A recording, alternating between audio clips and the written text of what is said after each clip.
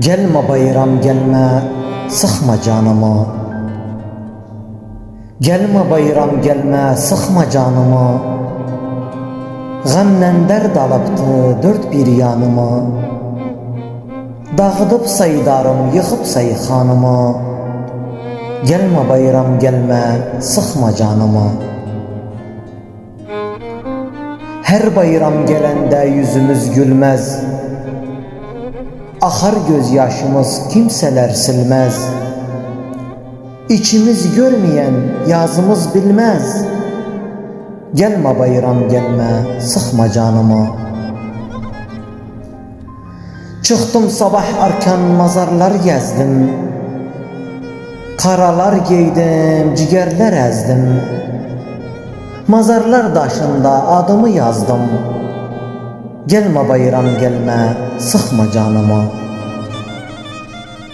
Bayramın gecesi gözyaş tökülür. Bayramın gecesi gözyaş tökülür.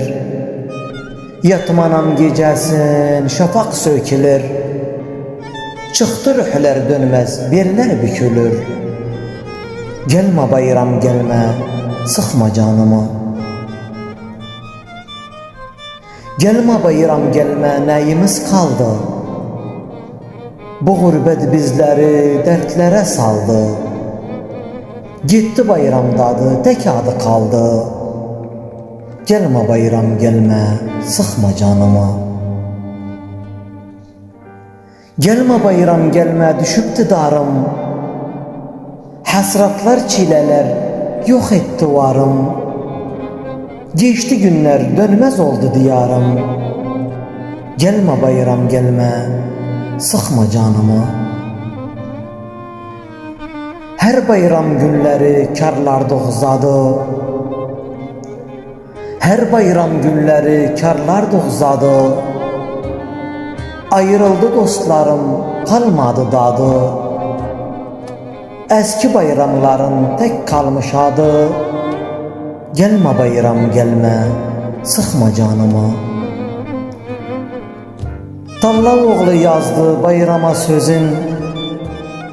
Talla oğlu yazdı bayrama sözün. Sözlerin yazında ağladı gözün. İstedim evladan güldürsün yüzün. Gelme bayram gelme, sıkma canımı. Gelme bayram gelme, sıkma canımı. Gelme bayram gelme, sıkma canımı.